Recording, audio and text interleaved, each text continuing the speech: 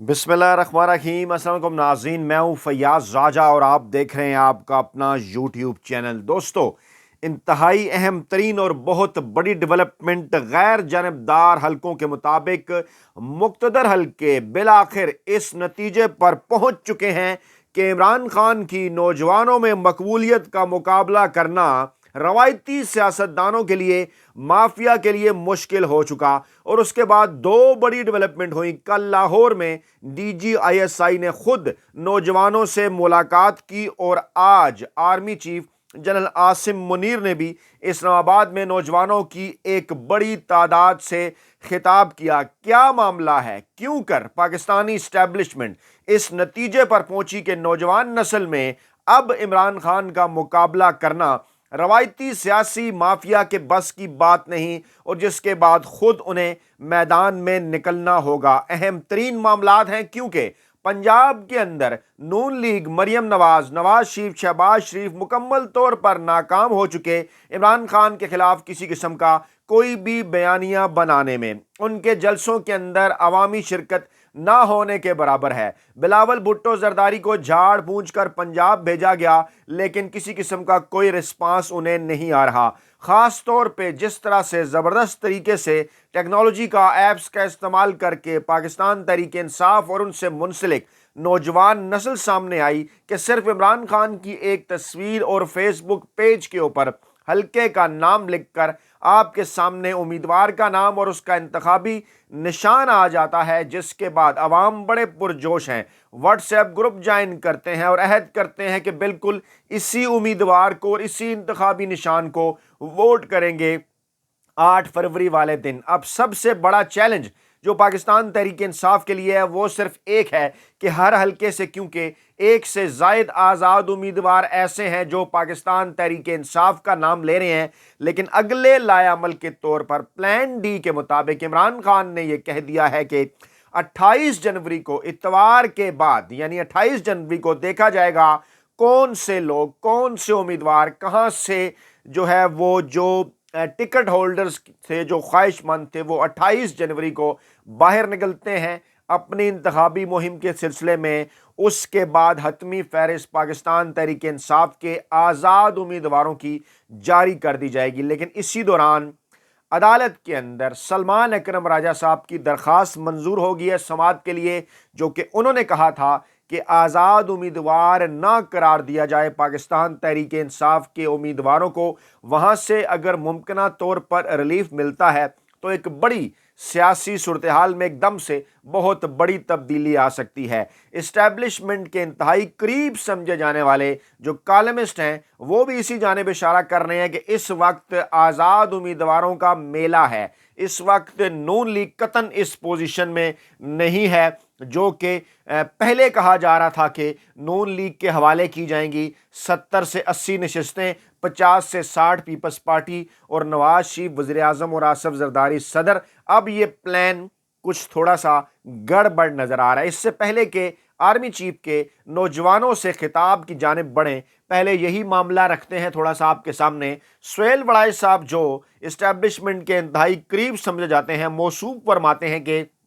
आइंदा आम इंतखाबात के बाद के हवाले से जो नक्शा सामने आ रहा है वो बड़ा अजीब व गरीब है। ऐसे लग रहा है कि हम दोबारा से 1985 के गैर जमाती इंतखाबात की सूरत हाल की तरफ रवां दवां हैं, क्योंकि अब तक जो अदाद शुमार सामने आए हैं उनके मुताबिक 1985 में कौमी असम्बली के इंतखाबात में 1088 आज़ाद उम्मीदवार थे, जबकि 2024 के इंतखाबात में 3248 यानी 3 गुना ज्यादा आज़ाद उम्मीदवार, जिनमें से 99% आज़ाद उम्मीदवारों का ताल्लुक पाकिस्तान तहरीक इंसाफ से है। क्योंकि पता है इस बात का PTI को वोट मिलना है और कोशिश ये है एस्टेब्लिशमेंट की, माफिया की, हैंडलर्स की, सहूलतकारों की कि इस वोट बैंक को तकसीम किया जाए ताकि आज़ाद उम्मीदवार जीते ज़रूर PTI के, लेकिन इतनी बड़ी तादाद में ना जीतें कि बाद में मुश्किल हो जाए इस्टेब्लिशमेंट के लिए। और अब यूं लग रहा है कि पार्टियां पीछे रह गई हैं, आज़ाद उम्मीदवारों का मेला है। और आगे चलकर फरमाते हैं सुहेल वड़ाइच कि क्या होगा آزاد امیدواروں کا کلچر جو ختم ہو چکا تھا وہ بحال ہوگا، یہ لوگ نہ جماعتی ڈسپلن کے پابند ہوں گے، نہ ہی ان کے نظریات ہوں گے، یہ ترقیاتی فنڈز کے لیے ہر سیاسی اور اخلاقی اصول کو پامال کرنے پر تیار ہوں گے۔ اچھا، آگے چل کے وہ کہتے ہیں کہ جب نواز شریف کو لندن سے لایا جا رہا تھا تو بظاہر یہ پالیسی نظر آ رہی تھی کہ اقتدار اور اختیار جو ہے وہ باؤ جی کی جھولی میں ڈال دینا ہے، یہاں تک کہ سندھ بھی پیپلز پارٹی سے لینے کی بات کی جا رہی تھی، لیکن پھر سوچ میں تبدیلی آئی، پیپلز پارٹی کو سندھ میں دبانے کی حکمت عملی بدل گئی اور کہا گیا کہ سپلٹ مینڈیٹ آئے گا اور 70 سے 80 نون لیگ اور 50 سے 60 پیپلز پارٹی، مخلوط حکومت۔ پھر یہ نئی حکمت عملی آئی جناب کہ اگر آزادانہ موقع ملا تحریک انصاف کو تو وہ تو پھر انتخابات کلین سویپ کر دی جائے گی، کیوں نہ انتخاب ملتوی کیا جائے۔ لیکن اس کے بعد پھر صورتحال کے اندر تبدیلی آئی، اطہر من اللہ صاحب نے سیفر مقدمے میں ریلیف دیا، پشاور ہائی کورٹ نے ریلیف دیا، تو پھر ایسی تجاویز سامنے آنے لگیں کہ ججوں کو فارغ کیا جائے، مگر پھر عدلیہ اور ریاست نے درمیانی راستہ نکال لیا۔ وہ کیا تھا کہ جناب ججز کے استعفے بھی آگے اور اس کے بعد پھر بلے کا انتخابی نشان بھی واپس لے لیا گیا، حکمت عملی تبدیل ہوئی تو پھر جہانگیر ترین اور علیم خان کی اہمیت دوبارہ بن گئی، اور اب سب کچھ نہ دینے کی بات نہیں ہو رہی نون اور باؤ جی کو، بلکہ یہ کہا جا رہا ہے کہ اب کچھ آزاد امیدوار بھی ہوں گے، اور ریاست کے اہلکار خوش ہیں کہ اگر آزاد امیدوار زیادہ تعداد میں آگے سامنے تو ہینڈل کرنا انہیں آسان ہو جائے گا، اور آئی پی پی استحکام پاکستان پارٹی کو بھی بیچ میں شامل کیا جائے گا۔ اچھا، اب یہ جو ساری صورتحال ہے، اس صورتحال کے اندر معاملات جس طرف کو جا رہے ہیں وہ کنفیوژن ہی کنفیوژن ہے، اور کسی قسم کی کوئی واضح طور پر حکمت عملی جو ہے وہ نظر نہیں آ رہی، اور اس صورتحال کے اندر آگے چل کر جو صورتحال ہے وہ بھی کوئی خاص حوصلہ افزا نہیں۔ سہیل وڑائے صاحب کہتے ہیں یہ برا شگون ہے، سیاست کمزور ہوگی، ریاست بھی کمزور ہوگی، اور اس کے ساتھ ساتھ سیاسی جماعتیں کمزور ہوگی تو جمہوریت کیسے آئے گی۔ خیر، یہ کہ ریاست کے وجود کے لیے خطرناک اس قسم کی باتیں انہوں نے کی ہیں، لیکن ان تمام تر چیزوں میں تو خود یہ ہینڈلرز رہے ہیں، خود تمام تر چیزیں یہ کرتے رہے ہیں پاکستان تحریک انصاف کے خلاف بھی۔ سلمان اکرم راجہ نے خود کو آزاد امیدوار قرار دینے کا الیکشن کمیشن کا اقدام کورٹ میں چیلنج کر دیا تھا۔ لاہور ہائی کورٹ اب اس کی سماعت کرنے جا رہی ہے، اور انہوں نے کہا جناب ہم تو 1996 سے رجسٹرڈ جماعت ہے، اور کس طرح سے ہو سکتا ہے کہ ہمیں آزاد امیدوار کنسیڈر کیا جائے۔ اب یہ معاملہ بھی ہے جناب سامنے۔ دوسری جانب اس قسم کی خبریں چلوائی جا رہی ہیں کہ ڈی اے خان کے حالات کہ جناب ڈی اے خان میں جو ہے وہ مولانا صاحب کے حالات بڑے خراب ہیں، اور وہاں پہ پی ٹی آئی کے بلدیاتی نظام کو جو پی ٹی آئی کے جو بلدیاتی ناظمین ہیں انہیں جے یو آئی میں شامل کرایا جا رہا ہے۔ پھر خبریں آتی ہیں راولپنڈی میں پی ٹی آئی کی مقامی قیادت میں ٹکٹوں کی تقسیم پر اختلافات ہیں، یعنی اب یہاں سے اندازہ لگا لیں کہ ٹکٹ تو ملے ہی نہیں، انتخابی نشان بلہ نہیں ہے، پھر بھی ٹکٹوں کی تقسیم پر اختلافات۔ اس کا کیا مطلب ہے؟ لوگ کسی ایک سیاسی جماعت کو اگر ووٹ دینا چاہتے ہیں تو وہ ہے پاکستان تحریک انصاف۔ اچھا، اس قسم کی صورتحال کے اندر پھر جناب خبریں آتی ہیں کہ بانی پاکستان تحریک انصاف عمران خان کی 9 مئی کے 7 مقدمات کے اوپر عبوری ضمانتیں جو ہیں وہ بحال کر دی گئی ہیں، اور اچھی خبر ہے یہ۔ کچھ دیگر اس قسم کی خبریں بھی آ رہی ہیں کہ ممکنہ طور پر کیسز میں بڑا ریلیف ملنے کی صورت میں الیکشن سے پہلے عمران خان کی جو رہائی ہے وہ بھی ممکن نظر آ رہی ہے۔ اسی طرح سے سیفر معاملے کے اوپر جو بیانات جو گواہوں کے ریکارڈ آئے ہیں ان کے بعد تو سیفر کا معاملہ ہو گیا ہے عمران خان صاحب کے خلاف بڑا کمزور، اور چاہے اس میں آپ اینگلنگ کریں اسد مجید کے بیان کے اندر یا اعظم خان کے اندر جو صورتحال ہے وہ تو یہی بتا رہی ہے کہ اب ان تیلوں کے اندر جو ہے وہ تیل نہیں ہے۔ پھر جناب سیکیورٹی اہلکاروں کے متعلق سوالات پیدا ہوئے کہ پولنگ اسٹیشن کے اندر ہوں گے یہ باہر، تو وزیر داخلہ سندھ نے کہا جناب اندر کوئی نہیں ہوگا، باہر ہوں گے، ضرورت پڑنے پر رینجرز جو ہے وہ جائے گی۔ بلاول صاحب فرمانے لگے ہم آزاد امیدواروں کے ساتھ مل کر حکومت بنائیں گے، شیر والے اپوزیشن میں بیٹھیں گے۔ استحکام پاکستان پارٹی کے علیم خان کہتے ہیں ہم بھی آزاد امیدواروں کے ساتھ مل کر حکومت بنائیں گے۔ یعنی اس تمام تر صورتحال کے اندر جو آزاد امیدوار ہیں وہ ہو گئے ہیں بڑے امپارٹنٹ۔ ایک اور کیس جس کے اندر کہا جا رہا تھا توشہ خانہ کے عمران خان کو جو ہے وہ اس میں دیوار کے ساتھ لگایا جائے گا، احتساب عدالت کے جج محمد بشیر صاحب کی چھٹیوں کا تاحال کوئی فیصلہ نہیں ہو سکا، وہ کیونکہ چھٹیوں پر جانا چاہتے ہیں، یہ معاملہ وہ نہیں دیکھنا چاہتے، نہیں سننا چاہتے۔ اور پھر 190 ملین پاؤنڈ کیس جسے کہا جاتا ہے اس میں عمران خان کی جیل ٹرائل کے خلاف درخواستوں پر جو فیصلہ ہے وہ بھی ہو گیا ہے محفوظ۔ یہ 2-3 بڑی ایسی ڈیولپمنٹ ہیں جو آئندہ چند دنوں کے اندر پاکستان کی جو سیاسی صورتحال ہے وہ کر سکتی ہیں مکمل طور پر تبدیل، کیونکہ اب کچھ بیلنسنگ ایکٹ بھی کرنا ہوگا عدالتوں کو یہ بتانے کے لیے کہ نہیں جناب ہم نے بلہ لے تو لیا لیکن ہم کچھ اچھا کام بھی کر رہے ہیں۔ بلاول بھٹو صاحب فرماتے ہیں معاشی بحران تو ملک میں ہے ہی، جمہوری بحران بھی ہے، یعنی انہیں کم از کم اس بات کا احساس ہو چکا ہے کہ پاکستان کے اندر جمہوری بحران ہے، لیکن یہ احساس انہیں اس وقت ہوا جب ان کی نظر پاکستان تحریک انصاف کے ووٹوں، پاکستان تحریک انصاف کے کارکنان، رہنماؤں اور عوام پر ہے، اور وہ اب ایک ایموشنل بلیک میلنگ کے ذریعے پاکستان تحریک انصاف کے ووٹ جو ہیں وہ چاہتے ہیں۔ نواز شریف صاحب ریلی کرتے ہیں، جلسہ کرتے ہیں، بندہ ہی نہیں آتا، وہاں پہ بہکی بہکی باتیں کرتے ہیں، وہ موصوف کہتے ہیں میں مقامی تھا اور یہ ناکامی تھے، اور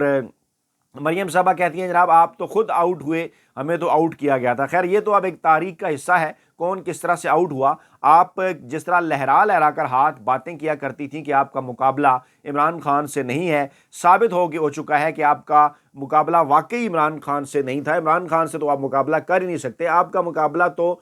آپ تو ایک بلے کا بھی مقابلہ نہیں کر سکتے، اس وقت تو آپ آزاد امیدواروں کا مقابلہ نہیں کر سکتے۔ اور آپ جو کہتے تھے کہ ہم جناب اسٹیبلشمنٹ کے خلاف جنگ اور یہ وہ سارا وہ بیانیہ ہو گیا ہے آپ کا فارغ، ووٹ کو عزت دو بڑھ چکا ہے، اور اس وقت صورتحال یہ ہے کہ جہاں پر آپ جاتے ہیں لوگ آگے سے ایسا رد عمل دیتے ہیں کہ آپ اس وقت خوف زدہ ہیں۔ آپ کو اچھی طرح سے اس بات کا اندازہ ہے کہ جناب 50 نشستیں حاصل کرنا نون لیگ کے لیے پورے پاکستان میں اس وقت آج کے دن تک کسی صورت ممکن نظر نہیں آ رہا۔ سمپل میجارٹی 133 266 میں نشستیں تو ایک دیوانے کا خواب ہے۔ آپ نے سنچری کی بات کی، وہ بھی دیوانے کا خواب ہے، آپ تو 50 نشستیں بھی اس وقت جو ہے وہ حاصل کرنے کی پوزیشن میں نہیں ہیں۔ اچھا جناب پھر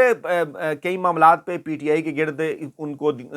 کو دیوار سے لگانے کی کوششیں، 9 مئی کیس کے اوپر اعجاز چودھری سے دوبارہ سے تفتیش شروع ہوگی کیونکہ وہ کھڑے ہوئے ہیں۔ پرویز علیہ صاحب نے سپریم کورٹ سے پھر رجوع کیا ہے کہ مجھے انتخابات کے اندر حصہ لینے دیا جائے، یعنی آئین اور قانون کے اندر رہ کر پاکستان تحریک انصاف سارے کام کر رہی ہے۔ حماد اظہر کی موجودگی کی اطلاعات ملی تو لاہور پولیس نے پھر وہاں پر چھاپا مارا، ان کے 2 ساتھی گرفتار کر لیے۔ یعنی یہ صورتحال ہے کہ اتنا خوف ہے، اور جناب کہ کسی بھی صورت جو ہے، کسی بھی صورت کوئی لیول پلینگ فیلڈ تو بہت دور کی بات ہے، چھوٹا سا ایک جلسہ، کارنر میٹنگ، آن لائن کچھ بھی کرنے نہیں دیا جا رہا۔ اور عمران خان، شاہ محمود قریشی اور شیخ رشید صاحب کی درخواست ضمانت پر سماعت 9 مئی کے مقدمات میں 27 جنوری تک ہو گئی ہے جناب ملتوی۔ اسی طرح سے جناب عمران خان اور فواد چودھری صاحب کے خلاف توہین الیکشن کمیشن کیس کی سماعت ہو گئی ہے 20 فروری تک ملتوی۔ یعنی یہ ملتوی اور اس کے فیصلے محفوظ، یہ تمام چیزیں کیا بتا رہی ہیں کہ حالات کے اندر آئندہ چند دنوں میں ایک بڑی تبدیلی رونما ہو سکتی ہے۔ پھر پنجاب میں عام انتخابات سے پہلے اور الیکشن والے دن یعنی پولنگ ڈے کو دہشت گردی کا خدشہ بھی ظاہر کر دیا گیا ہے، اور کہا گیا ہے کہ پنجاب میں جناب اس دن ہو سکتی ہے دہشت گردی۔ اب مقصد ہے تمام تر چیزوں کا کہ لوگ نکلیں گھروں سے کم اور کنفیوز رہیں، ڈر جائیں، ووٹ ڈالنے کے لیے نہ نکلیں، آخری دن تک کنفیوژن برقرار، کیونکہ آج کے دن تک بھی جو بلومبرگ کی رپورٹ جنگ گروپ آج انہوں نے اپنے اخبار میں چھاپی وہ بھی یہ بتا رہی ہے، حالانکہ اس میں انہوں نے اینگلنگ کی اور کوشش کی کہ جناب نواز شریف کی مقبولیت بڑھ گئی ہے، وہ اس کے باوجود عمران خان کی موجودہ مقبولیت ہے 57%۔ ان کے اپنے مطابق، عمران خان کے دشمنوں کے مطابق، عمران خان کے کو دشمن کیوں کہا جاتا ہے انہیں اس جنگ گروپ کو؟ کیونکہ جس قسم کی رپورٹنگ یہ گزشتہ 1-1.5-2 سالوں سے کر رہے ہیں وہ آپ کے سامنے ہے۔ نواز شریف کی مقبولیت ان کے اپنے خیال میں بھی جو ہے وہ 52% ہے۔ اس موقع کے اوپر 2 بڑی خبریں آتی ہیں۔ کل لاہور کے اندر DGISI نوجوانوں سے ملاقات کرتے ہیں، اور ہم نے کل بھی دست بدستہ یہ عرض کی تھی، یہ سوال کیا تھا کہ آخرکار کیوں ان چیزوں کی جو ہے وہ ضرورت پیش آ رہی ہے۔ ڈیفینیٹلی یہی وجہ ہے کہ مریم نواز، نواز شریف، آصف زرداری اور بلاول بھٹو عمران خان کے خلاف نوجوانوں کے اندر کسی قسم کا کوئی بھی بیانیہ جو ہے وہ بنانے میں ہو چکے ہیں ناکام، اور اب خود سے آنا پڑ رہا ہے میدان میں، پاکستانی اسٹیبلشمنٹ کو، نوجوانوں کو ایڈریس کرنا پڑ رہا ہے۔ مقصد ڈیفینیٹلی ان چیزوں کا صرف یہی ہے کہ بالواسطہ طریقے سے کسی نہ کسی طریقے سے نوجوانوں کو یہ قائل کیا جائے کہ عمران خان کو ووٹ نہیں دینا، لیکن بات نہیں بن رہی۔ آج جناب آرمی چیف جناب عاصم منیر صاحب نے خطاب کیا ہے نوجوانوں سے، یوتھ کانفرنس، انہوں نے کہا کہ سوشل میڈیا پروپیگنڈے کا مقصد بے یقینی، افراتفری، مایوسی پھیلانا ہے۔ اور آج وہ جناح کنونشن سینٹر اسلام آباد میں نیشنل یوتھ کانفرنس سے خطاب کر رہے تھے۔ انہوں نے کہا کہ نوجوانوں کو اپنے وطن، قوم اور تہذیب و تمدن پر اعتماد ہونا چاہیے۔ فوج دہشت گردوں کے خلاف جنگ لڑ رہی ہے، ہم آپ کے ساتھ ہیں جناب، بالکل دہشت گردوں کے خلاف جنگ لڑنے کے حوالے سے، لیکن پاکستان کے اندر جس قسم کی اپنے بیانات کے ذریعے دہشت گردی نون لیگ اور پیپلز پارٹی نے عمران خان کے دور حکومت کے دوران پھیلائی، عدلیہ اور پاکستانی اسٹیبلشمنٹ کے خلاف کس قسم کی زبان انہوں نے استعمال کی، نوجوان لوگ سب یہ سوال پوچھتے ہیں کہ جناب آخرکار ان کا جو ہے وہ یوم حساب کب آئے گا۔ آرمی چیف صاحب نے بالکل درست بات کی کہ اے ایمان والو، انہوں نے قرآن کی ایک آیت کا حوالہ دیا کہ اے ایمان والو، اگر کوئی فاسق تمہارے پاس کو خبر لے کر آئے تو اس کی تصدیق کر لو۔ انہوں نے قرآن پاک کی آیت کا حوالہ دیتے ہوئے کہا کہ اللہ تعالیٰ قرآن مجید میں فرماتے ہیں، یہ آرمی چیف صاحب نے حوالہ دیا کہ اے ایمان والو، اگر کوئی فاسق تمہارے پاس کو خبر لے کر آئے تو اس کی تصدیق کر لو۔ رب کا کلام ہے، اللہ تعالیٰ نے بالکل قرآن پاک میں یہ فرمایا، بالکل یہ بات درست ہے، ایسا ہی کرنا چاہیے۔ یہی تو ہم بھی کہتے ہیں کہ کس طرح سے نون لیگ اور پیپلز پارٹی عمران خان کے دور حکومت میں کیا کچھ کرتے رہے، واقعی وہ چیزیں اب سامنے آنی چاہیے۔ پھر انہوں نے وہی بات کی جو کہ عمران خان بھی کرتے ہیں کہ پاکستان کے قیام کی ریاست طیبہ سے، یہ ریاست طیبہ کا ذکر کرتے ہیں، اور عمران خان صاحب ریاست مدینہ کا نام لیتے تھے۔ بات ایک ہی ہے، عمران خان بھی کہا کرتے تھے، انہوں نے بھی کہا کہ ریاست طیبہ سے پاکستان کی مماثلت ہے، دونوں ریاستیں کلمے کی بنیاد پر جو ہیں وہ قائم ہوئیں۔ اور آخر میں اس جو ہے وہ ان کے خطاب کے بعد پاکستان آرمی زندہ باد، پاکستان زندہ باد، قائد اعظم زندہ باد کے نعرے بھی لگے۔ ہم بھی یہ چاہتے ہیں، بالکل یہ نعرے لگنے چاہیے۔ اطلاعات ہیں کہ کل جب ڈی جے یا سعید صاحب خطاب کر رہے تھے تو وہاں عمران خان زندہ باد کے نعرے بھی لگے۔ اپنا بہت خیال رکھیے گا، دعاؤں میں یاد رکھیے گا۔ نئی ویڈیو کے ساتھ جلد حاضر ہوں گے۔ اللہ نے کے بعد۔